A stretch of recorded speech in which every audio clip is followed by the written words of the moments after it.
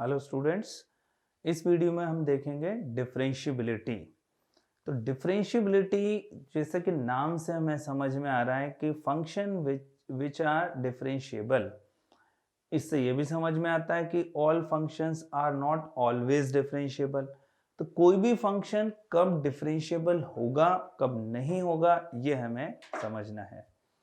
लेकिन सबसे पहले हम ये देखें कि डेरिवेटिव क्या होता है और फिर कोई भी फंक्शन डिफरेंशिएबल होगा या नहीं होगा उसकी बात आएगी।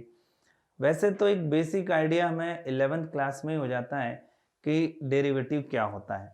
अगर हम मैथमेटिकली देखें तो ये change in one variable with respect to another variable होता है, जो कि किसी इंस्टेंट पर हम चेंज की बात कर रहे होते हैं। बहुत शॉर्ट ड्यूरेशन में किसी वेरिएबल में कितना चेंज हो रहा है उसकी हम बात करते हैं। और ज्योमेट्रिकली देखें तो ये स्लोप ऑफ टेंजेंट को डिनोट करता है, लेकिन इसको और डिटेल में हम देखते हैं। तो सबसे पहले डेरिवेटिव क्या होता है? The instantaneous rate of change of a function with respect to dependent variable is called derivative. कोई भी फंक्शन है, suppose y equal to f of x, तो x में माइनर चेंज अगर हमने किया तो उसके करस्पॉन्डिंग y में कितना चेंज हुआ, क्या चेंज आया, उसको हम बोलते हैं डेरिवेटिव ऑफ फंक्शन। जैसे कि यहां बताया हुआ है, इंस्टेंटेनियस चेंज का मतलब ही यह है कि पर्टिकुलर इंस्टेंट पर थोड़ा सा चेंज हमने किया तो उसके करस्पॉन्डिंग फंक्शन में क्या चेंज आया, ये जो है डेरिवेटिव होता है। Let f be a given function of one variable and delta x denote a number to be added to the number x। मतलब ये है यहाँ पर कि हमें कोई एक वेरिएबल दे रखा है x है और उसमें डेल्टा x यानी बहुत स्मॉल क्वांटिटी उसमें हमने ऐड कर दिया, तो फिर जो फंक्शन होगा उसमें भी तो जैसे x पर फंक्शन का वैल्यू fx है, तो x प्लस डेल्टा एक्स पर फंक्शन का वैल्यू क्या हो जाएगा, f of x plus delta x. जैसा कि यहां पर बताया गया है, let delta f denotes the corresponding change of f, then delta f equal to, अब वो डेल्टा एफ क्या आएगा, वो डिफरेंस क्या आएगा, F of x plus delta x minus f x. अगर मैं यहां पर x प्लस डेल्टा एक्स को x2 कंसिडर कर लूं और x को x1, तो एफ ऑफ x1 में जो वैल्यू हमें फंक्शन का मिला, x2 पर जो फंक्शन का वैल्यू मिला, that is F of x2। तो F of x2 minus f of x1 वही तो उस फंक्शन में डिफरेंस हमें मिला, तो ये हमें डेल्टा एफ मिला।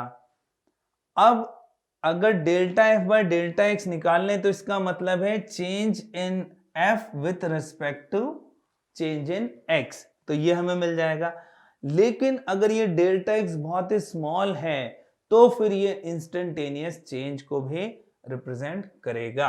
ये हमें ध्यान रखना है कि ये जो यहां पर ये जो चेंज है यहां हमने पहले से ही कंसिडर किया हुआ है कि delta x is very very close to zero.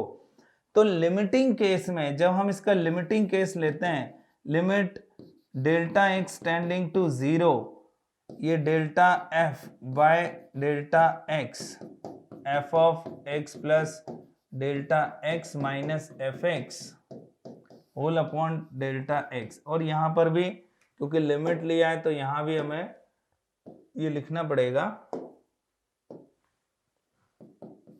Limit delta x tending to zero. तो यही होता है dy बाय dx। तो ये तो है डेरिवेटिव। हालांकि डेरिवेटिव की बात हम करेंगे जब हम मेथड ऑफ डिफरेंशिएशन पढ़ेंगे, लेकिन एक बेसिक आइडिया तो अभी से ही हमें होना चाहिए क्योंकि हम डिफरेंशिएबिलिटी यहां पढ़ने वाले हैं।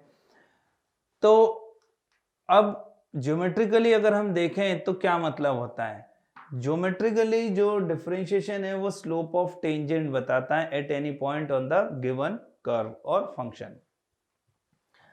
द टेंजेंट इज, अब टेंजेंट कई बार क्या होता है, टेंजेंट का डेफिनेशन भी प्रॉपरली क्लियर नहीं होता है कई स्टूडेंट्स को। हालांकि टेंजेंट नॉर्मल में इस बात को हम थोड़ा ज़्यादा डिस्कस करेंगे, लेकिन क्योंकि डिफरेंशिएबिलिटी में भी इसका यूज़ है तो कुछ पार्ट हमें यहाँ भी देखना पड़ेगा। Tangent is defined as the limiting case of a chord और अ सेकेंट। अब यहां पर ये इसका क्या मतलब है? The tangent is defined as the limiting case of a chord और अ सेकेंट। अब उसको हम समझते हैं। देखिए, जैसे ये कोई पॉइंट है P और हमें एक पॉइंट मिल गया यहां पर, मान लीजिए x कोऑर्डिनेट उसका a है तो y coordinate f of a हो जाएगा, और ये B पॉइंट है तो b comma f of b हो जाएगा। ये अब जब इसको हम ज्वाइन करेंगे तो हमें कॉर्ड मिलेगा, ये कॉर्ड मिल गया।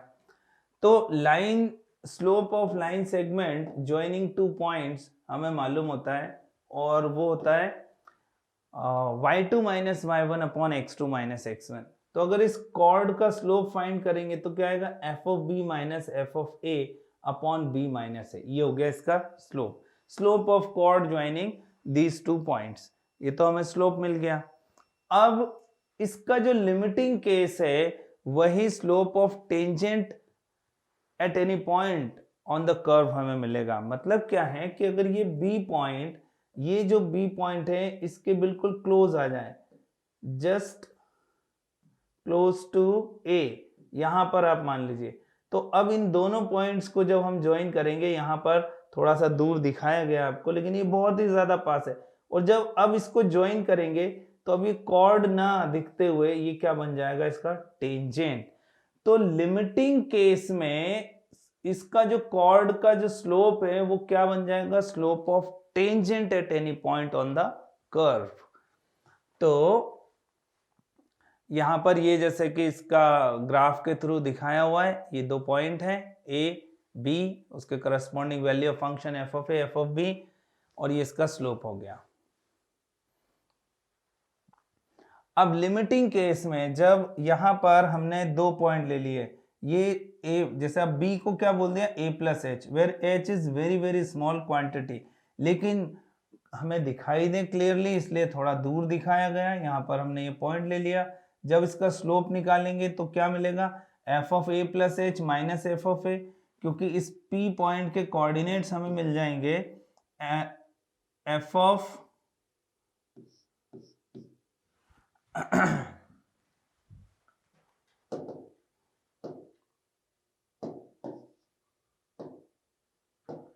इस P के कोऑर्डिनेट्स मिल जाएंगे f of a plus H comma a plus H comma f of a plus H, a plus H comma f of a plus H, ये हमें इसके कोऑर्डिनेट्स मिल जाएंगे। ऐसे q के a minus H comma f of a minus H. तो जब हम slope की बात करेंगे तो स्लोप क्या आ जाएगा? f of a plus h minus f of a upon a plus h minus a, तो a से कैंसिल आउट हो जाएगा, तो यहाँ पर हमें क्या मिलेगा? h। अब जब ये h टेंडिंग टू 0 हो गया तो इसका मतलब ये P point close to a हो जाएगा, और जैसे slope of left hand secant, left hand में क्या हो जाएगा? ये आ जाएगा यहाँ पर, क्योंकि P जो है, P के कोऑर्डिनेट्स हैं a plus H comma F of a plus H, Q जो है उसके कोऑर्डिनेट्स मिलेंगे a minus H comma F of a minus H. ठीक, तो यहां से जो स्लोप मिला इसका, ये स्लोप आ गया, स्लोप ऑफ Q है वो ये मिल गया हमें। अब जब हम यहां पर h टेंडिंग टू 0 कर देंगे तो इसका मतलब क्या हुआ? h टेंडिंग टू 0 करने का इसका मतलब ये हुआ कि ये P पॉइंट A के बहुत क्लोज आ गया टुवर्ड्स राइट साइड, और यहां पर h अगेन इधर भी 0 करने का मतलब है कि जो पॉइंट Q है वो भी A के बहुत क्लोज आ गया, लेकिन towards left side of A। तो यहां पर अब हम देखेंगे कि लिमिटिंग केस में ये जो पहला वाला था ये राइट हैंड डेरिवेटिव कहलाता है, राइट हैंड डेरिवेटिव, क्योंकि डेरिवेटिव क्या ज्योमेट्रिकली रिप्रेजेंट क्या करता है, slope of tangent at any point on the curve. तो जो राइट हैंड डेरिवेटिव है वो ये हो गया, और इसी तरीके से लेफ्ट हैंड डेरिवेटिव हमें मिलेगा limit h tending to 0 f of a minus h minus f of a by minus h।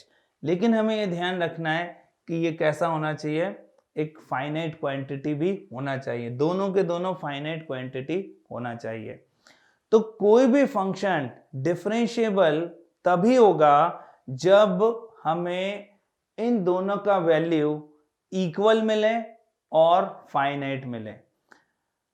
It means any function is said to be differentiable at any point x equal to a if right hand derivative is equal to left hand derivative equal to value of function। ये दोनों equal होना बहुत जरूरी है, तभी function differentiable कहलाएगा। तो differentiability of a function at A point क्या हो गया, जो अभी हमने डिस्कस किया कि right hand and left hand derivative वो दोनों इक्वल होना चाहिए। अब इसको डिनोट कैसे करते हैं, right hand derivative of f x at x equal to a is denoted by f dash a plus f dash f prime भी बोलते हैं उसको कई बार। तो जब एफ डैश लिख दिया मतलब derivative of the function, A plus का मतलब है राइट साइड पर वो डिफरेंशिएबल है। ऐसे लेफ्ट हैंड के लिए और एफ डैश ए प्लस क्या था, अभी हमने देखा limit h tending to 0 f of a plus h minus f of a upon h provided that limit exist, मतलब ये फाइनाइट क्वांटिटी होना चाहिए। Similarly left hand derivative of f x at x equal to a is denoted by f dash a minus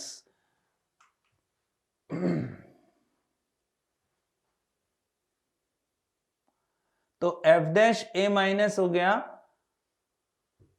limit h tending to 0 f of a minus h minus f of a by minus h। Again left hand और right hand limit exist होना चाहिए, मतलब उसका finite quantity आना चाहिए।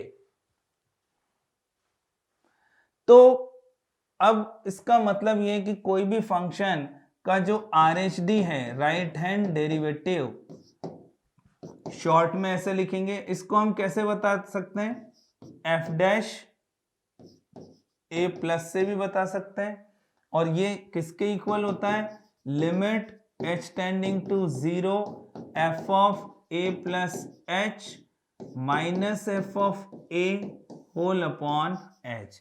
ऐसे जो LHD है लेफ्ट हैंड डेरिवेटिव होता है f dash a minus and it is equal to limit h tending to 0 f of a minus h minus f of a by minus h। तो हमें हर बार अगर ये पता करना है कि वेदर फंक्शन इज डिफरेंशिएबल और नॉट, तो हमें राइट हैंड डेरिवेटिव फाइंड करना है, लेफ्ट हैंड डेरिवेटिव फाइंड करना है, और इसको फाइंड करने के बाद में हमें ये देखना है कि ये फाइनाइट है या नहीं है, और दोनों इक्वल होंगे तो ही हम बोलेंगे function is differentiable at x equal to a। अब जैसे ये क्वेश्चन है और इसमें हमें डिफरेंशिएबिलिटी पर कमेंट करना है, तो यहां जो फंक्शन है ये पीसवाइज फॉर्म में हमें दे रखा है, f x equal to x when x is less than 1, f x equal to x square when x is greater than और equal to 1। At x equal to 1 हमें फाइंड आउट करना है differentiability, whether function is differentiable और not. तो सबसे पहले हम यहां पर वैल्यू ऑफ फंक्शन फाइंड कर लेते हैं। At x equal to 1 f of 1 is equal to, क्योंकि x ग्रेटर देन इक्वल के लिए ये एक्सप्रेशन हमें लेना है, तो x स्क्वायर है उसमें 1 पुट करेंगे तो हमें 1 मिलेगा, means f of 1 is equal to 1। अब हम फाइंड कर रहे हैं राइट हैंड डिफरेंशिएबिलिटी।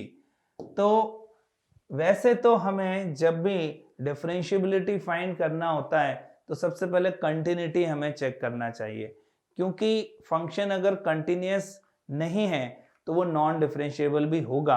हालांकि ये पोर्शन अभी थोड़ी देर बाद हम देखेंगे। फिर भी कंटिन्यूटी हमने चेक कर लिया। यहाँ पर x इक्वल टू 1 पर 1 आ रहा है लिमिट, और लेस देन 1 के लिए यानी कि लेफ्ट हैंड लिमिट 1 है और राइट हैंड लिमिट भी 1 है। Function is continuous. तो अब हम डिफरेंशिएबिलिटी देखते हैं। RHD फॉर्मूला होता है limit h tending to 0 f of a plus h। तो f of a plus h, यहां पर a है 1 plus h minus f of 1 whole upon h, ये हमें मिला। अब राइट हैंड डिफरेंशिएबिलिटी मतलब x ग्रेटर देन 1 के लिए जो फंक्शन हम लेंगे वो होगा x स्क्वायर। तो f ऑफ 1 प्लस h क्या आ जाएगा यहाँ पर, limit h tending to 0 1 plus h whole square minus f of 1 है 1 होल अपॉन h। इसको सिंप्लीफाई कर लेते हैं। Limit h tending to 0 1 plus h square plus 2h minus 1 whole upon h। 1 से 1 कैंसिल आउट हो गया और एक h यहां से भी कॉमन आके कैंसिल आउट हो जाएगा। तो limit h tending to 0 h common h plus 2 whole upon h, ये h कट गया। जब हम यहाँ पर लिमिट फाइंड करेंगे तो हमें लिमिटिंग वैल्यू मिलेगा 0 प्लस 2 मीन्स 2। इसका मतलब है राइट हैंड डेरिवेटिव का वैल्यू हमें मिला है 2। अब हम देखते हैं left hand derivative. Left hand derivative तो limit h tending to 0 f of 1 minus h minus f of 1 whole upon h। Now limit h tending to 0, तो यहां पर आ जाएगा 1 minus h minus 1 upon minus h। तो ये 1 से 1 यहाँ कैंसिल आउट हो जाएगा, माइनस h से माइनस h, तो हमें मिल जाएगा 1। तो RHD और LHD, RHD और LHD फाइनाइट तो हैं but these two are not equal. RHD is not equal to LHD, therefore function is not differentiable at x equal to 1। बहुत ही सिंपल होता है डिफरेंशिएबिलिटी फाइंड करना। हमें फॉर्मूला याद होना चाहिए, राइट हैंड डेरिवेटिव का फॉर्मूला, लेफ्ट हैंड डेरिवेटिव का फॉर्मूला। राइट हैंड डेरिवेटिव का क्या फॉर्मूला है, limit h tending to 0 f of a plus h minus f of a upon h। और लेफ्ट हैंड डिफरेंशिएबिलिटी के लिए limit h tending to 0 f of a minus h minus f of a upon minus h। और ये दोनों finite quantity आना चाहिए। तो यहां पर हमने देखा कि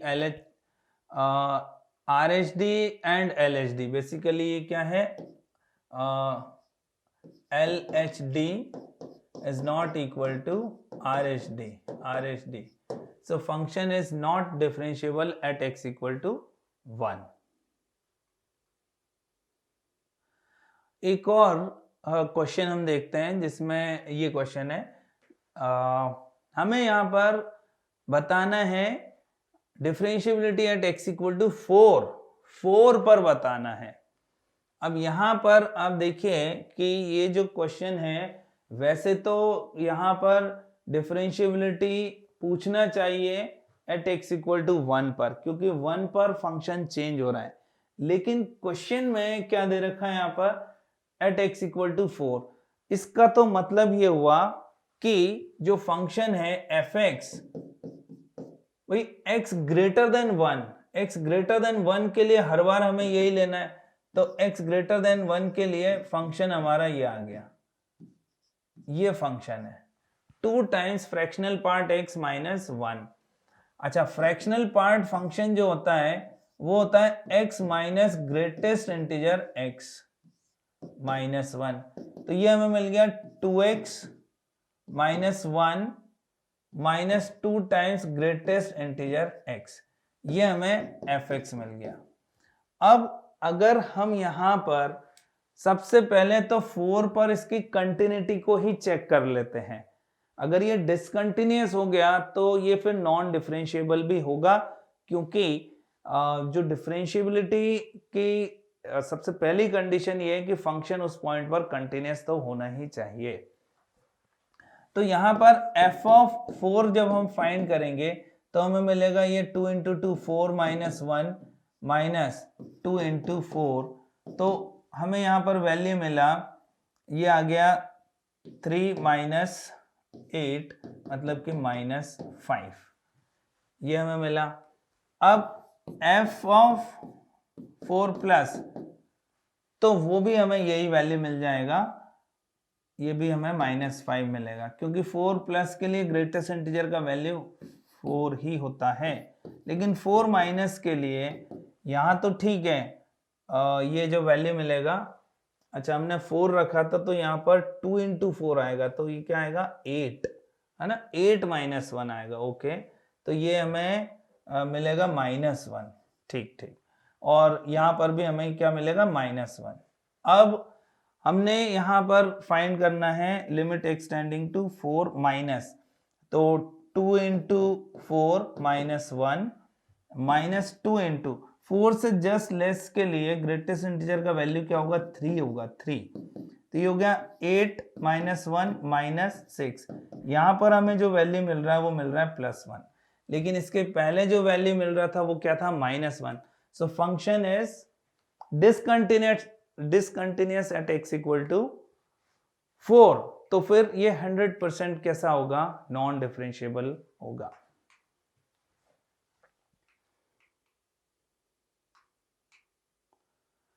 अब जैसे ये एक क्वेश्चन है, इसमें बोला है कि find a and b so that fx become differentiable at x equal to 1।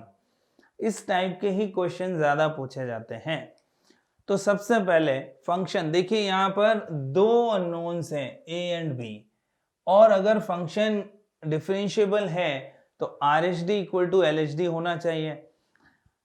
अगर हम RHD को LHD के इक्वल करते हैं तो फिर हमें a और b में एक ही इक्वेशन मिलेगा, जबकि अननोन्स यहाँ पर कितने हैं, दो। तो हमें ध्यान रखना है कि भले क्वेश्चन डिफरेंशिएबिलिटी का है, पहले हमें कंटिन्यूटी की कंडीशन उसमें अप्लाई करना होगा।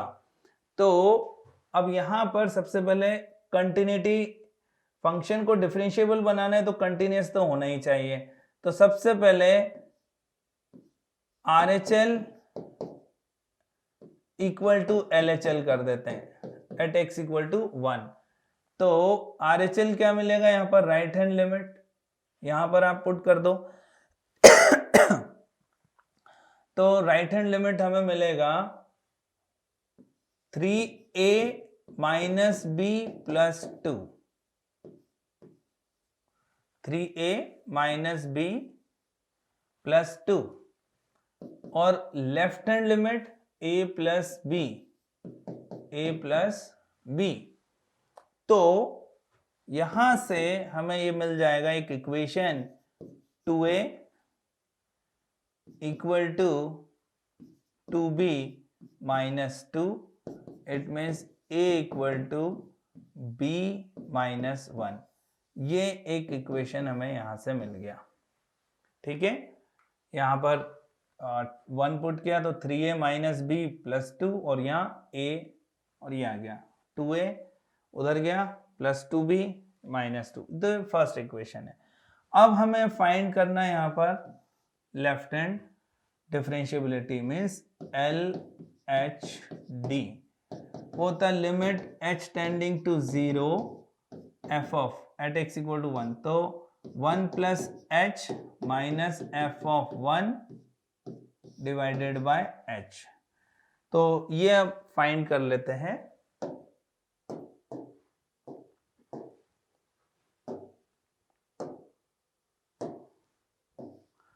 तो अब फंक्शन कौन सा लेंगे हम, यहाँ पर लेफ्ट हैंड डिफरेंशिएबिलिटी देख रहे हैं तो लेस देन 1 वाला फंक्शन आएगा। तो यहां से मिलेगा limit h tending to 0 1 minus left hand, पहले राइट हैंड देख लेते हैं RHD, क्योंकि यहां पर हमने 1 प्लस h लिख दिया, तो RHD, LHD में 1 माइनस h आएगा, तो RHD के लिए ये फंक्शन आ जाएगा 3a into 1 plus h minus b plus 2, और एफ ऑफ 1 यहीं से फाइंड करना पड़ेगा।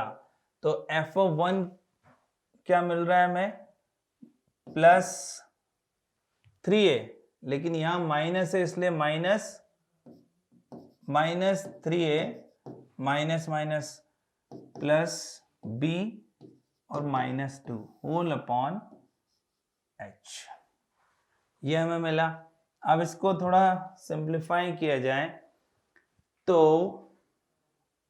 क्या मिलता है जरा देखें, लिमिट h टेंडिंग टू 0, ये जो 3a है ब्रैकेट ओपन करोगे तो 3a से 3a कैंसिल आउट हो जाएगा, b से b अभी कैंसिल आउट हो रहा है, 2 से 2 भी कैंसिल आउट हो रहा है।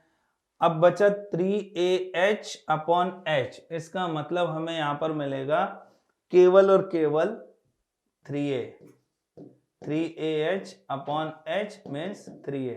तो जो हमें यहां पर राइट हैंड डिफरेंशिएबिलिटी मिला है वो मिला है 3a। अब हम देखते हैं left hand differentiability, LHD, limit h tending to 0, f of 1 minus h minus f of 1 upon minus h।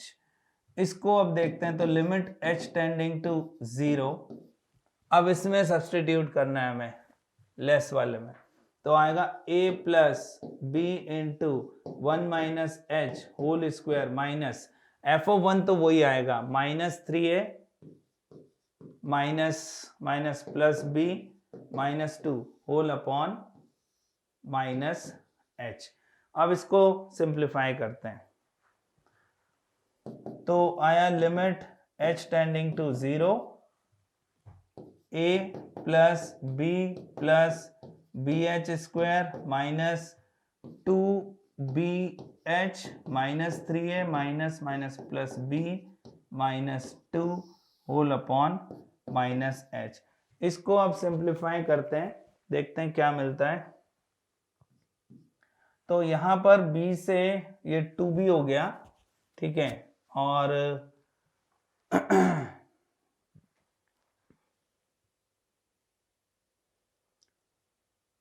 क्या क्या कैंसिल आउट हो रहा है उसको देखें, f of 1 minus h a plus b into 1 minus h whole square, ये था। तो क्या मिला अपने को, a plus b h square minus 2bh, ये ठीक है, ये सब हमें मिल रहा है। अब यहां पर जो है ये आ गया अपने पास में minus limit h tending to 0 minus 2a यहां पर आ गया प्लस 2b और ये कांस्टेंट हो गया, यहाँ ये कांस्टेंट यूज कर लिया और माइनस 2, इतना तो हमें मिल गया। अब आप यहाँ पर ये एक अच्छा क्वेश्चन है, इसको देखें, यहां से इन दोनों से अगर हम देखें तो BH कॉमन आ रहा है, तो ये BH कॉमन ले लिया, यहां पर आ गया H माइनस 2 केवल 2 होल अपॉन माइनस H है, होल अपॉन माइनस H। तो अब यहां पर हम क्या करने वाले हैं कि a equal to b minus 1 है, तो उस वैल्यू को यहां हमें पुट करना पड़ेगा। जब हम इसको पुट करेंगे, जैसे यहां पर अभी 2 कॉमन ले लेते हैं, यहां से अगर हम 2 कॉमन ले लेते हैं तो देखेंगे अगर या a के प्लेस पर b माइनस एच भी रखते हैं तो ये क्या आ जाएगा माइनस 2b और प्लस 2, यानी ये जीरो हो रहा है, इसके लिए जीरो हो रहा है, ये इस कंडीशन के लिए ये चीज जीरो हो रही है और h से h कट जाएगा, तो हमें लेफ्ट हैंड डिफरेंशिएबिलिटी का वैल्यू क्या मिलेगा, केवल b, और फिर हम इन दोनों इक्वेशंस को सॉल्व करके क्वेश्चन को कर लेंगे। तो इसमें अभी तक हमने यहाँ देख लिया था LHD हमें ये मिला। अब यहाँ पर जब a का वैल्यू, क्योंकि कंटिन्यूटी से हमें ये कंडीशन मिला था a is equal to b minus 1, जब यहाँ हम सब्सटीट्यूट करेंगे वैल्यू ऑफ a तो ये तीनों जो कांस्टेंट टर्म है आपस में कैंसिल आउट हो जाएंगे, तो a के प्लेस पे रखा b माइनस वन, तो ये हो गया -2b माइनस माइनस +2, ये आपस में कैंसिल आउट हो गए।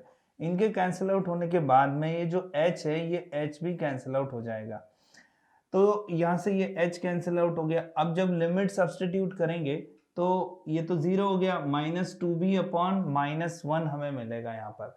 तो फाइनली हमें LHD का जो वैल्यू मिलेगा, LHD का वैल्यू हमें मिल रहा है 2b। Now function is said to be differentiable if RHD is equal to LHD, implies that 3a equal to 2b। और कंटिन्यूटी से हमें ये कंडीशन पहले मिल गया था, a is equal to b minus 1, तो इसमें सब्सटीट्यूट कर देते हैं 3 into b minus 1 equal to 2b means 3b minus 3 equal to 2b। तो यहाँ से हमें मिल गया b equal to 3 और b equal to 3, इसमें जब हम पुट करेंगे तो a मिल जाएगा a equal to 2। तो यहाँ पर a equal to 2 और b equal to 3 के लिए फंक्शन कैसा हो जाएगा, डिफरेंशिएबल हो जाएगा। अब हम देखेंगे रीजंस फॉर नॉन डिफरेंशिएबिलिटी। कोई भी फंक्शन नॉन डिफरेंशिएबल होगा उसके पीछे वजह क्या है।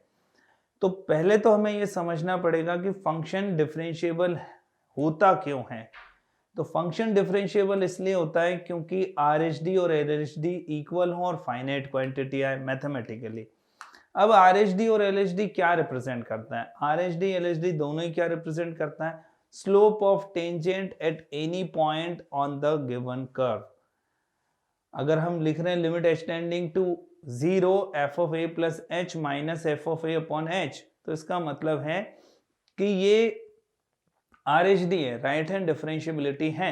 और अगर ये फाइनाइट क्वांटिटी है, इसका मतलब है x इक्वल टू a पर हमें टेंजेंट का स्लोप मिल रहा है, फाइनाइट क्वांटिटी है। इसका मतलब ये हुआ कि a के राइट साइड पर जाएं, close to right side of a, और a के लेफ्ट साइड पर जाएं, तो दोनों ही केस में हमें एक यूनिक टेंजेंट मिलना चाहिए विथ फाइनाइट स्लोप।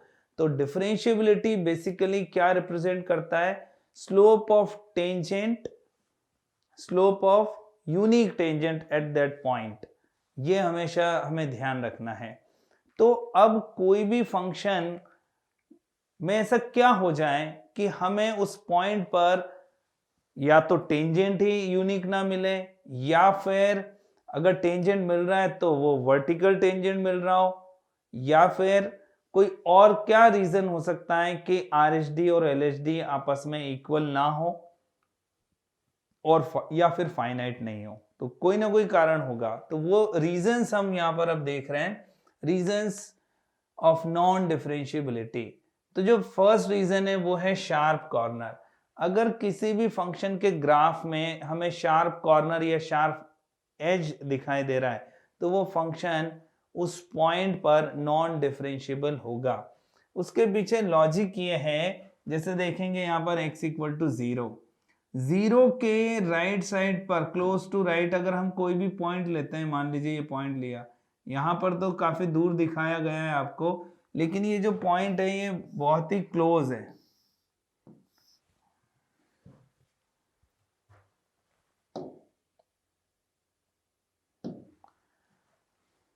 ये इसके बहुत ही क्लोज है, जैसे कि यहाँ पर यहाँ लिया, अब इसको ज्वाइन करेंगे तो जो हमें टेंजेंट मिलेगा वो यही लाइन मिलेगा। लेकिन जब हम इस तरफ लेफ्ट साइड पर इसके क्लोज कोई पॉइंट लेंगे और ज्वाइन करेंगे तो हमें ये मिलेगा, तो हमें यूनिक टेंजेंट नहीं मिल रहा है। इसका मतलब RHD और LHD का वैल्यू डिफरेंट हमें मिल रहा है।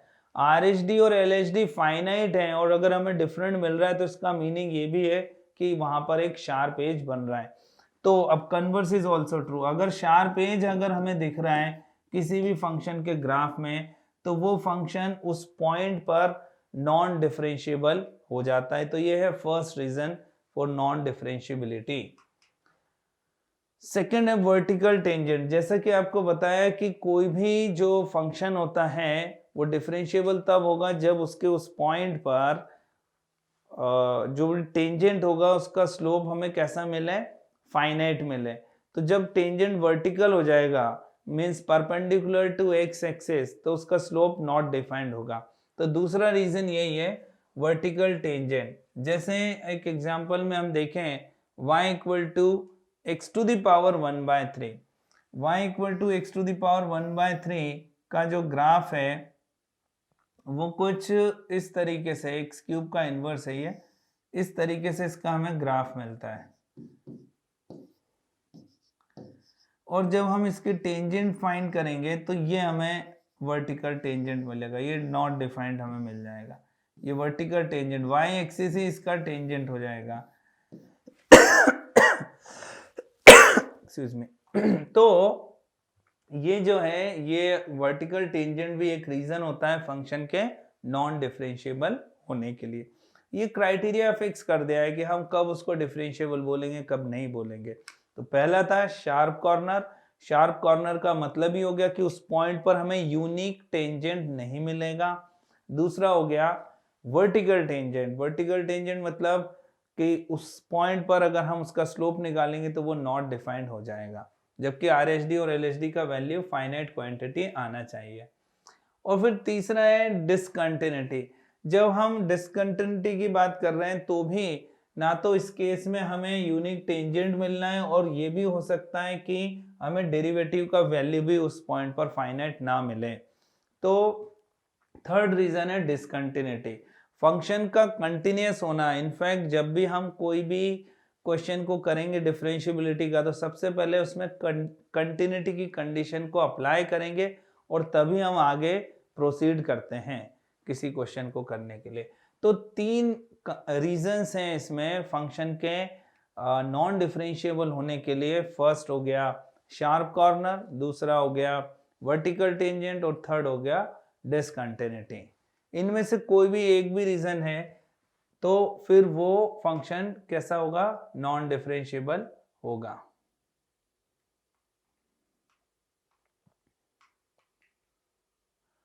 अब जैसे एक क्वेश्चन देखें, if possible find equation of tangent to the following curve. हमें इक्वेशन ऑफ टेंजेंट फाइंड करना है इसके लिए, ये जो कर्व है एट x इक्वल टू 2। तो सबसे पहले हम यहाँ पर देखते हैं, इस फंक्शन को थोड़ा सिंप्लीफाई करते हैं। y इक्वल टू सिग्नम, इसके फैक्टर कर देते हैं, ये होगा x minus 2 into x minus 1। तो ये जो फंक्शन है इसको पहले हम डिफरेंट x के लिए देखते हैं कि क्या मिलता है।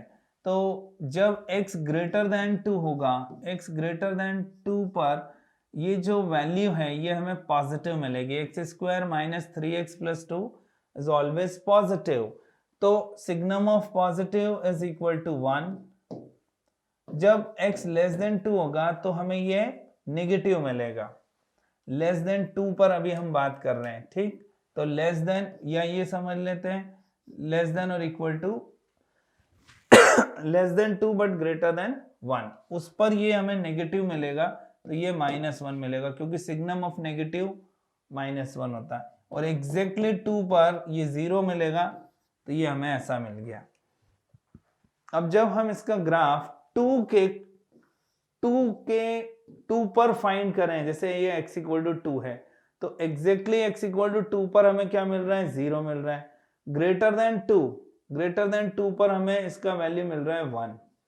और 2 और 2 के इन बिटवीन अगर हम देखते हैं तो इसका वैल्यू कैसा मिल रहा है हमें, एग्जैक्टली 1 पे तो 0 आ जाएगा, ये हमें -1 मिल रहा है। अभी 1 के इस तरफ क्या हो रहा है उससे हमें मतलब नहीं, हमें देखना है 2 पर। तो 2 पर ये जो फंक्शन है ये कैसा है, डिसकंटिन्यूअस है, इसलिए हम इसका टेंजेंट ड्रॉ नहीं कर सकते। क्वेश्चन क्या था हमारा, if possible find equation of tangent. So tangent is not possible in this case, यही इसका आंसर हुआ।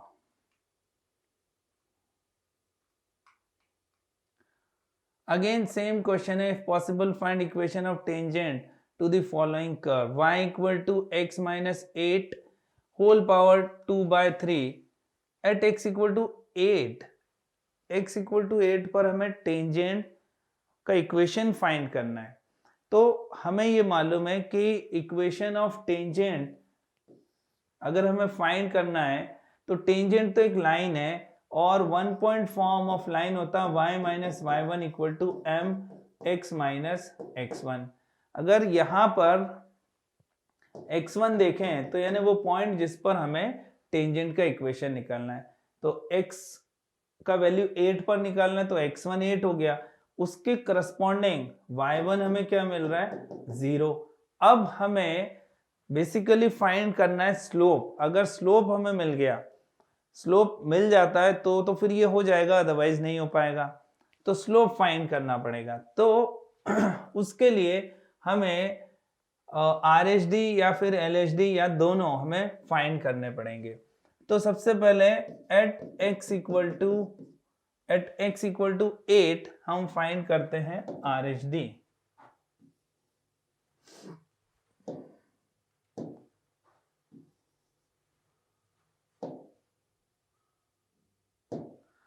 Eight x equal to 8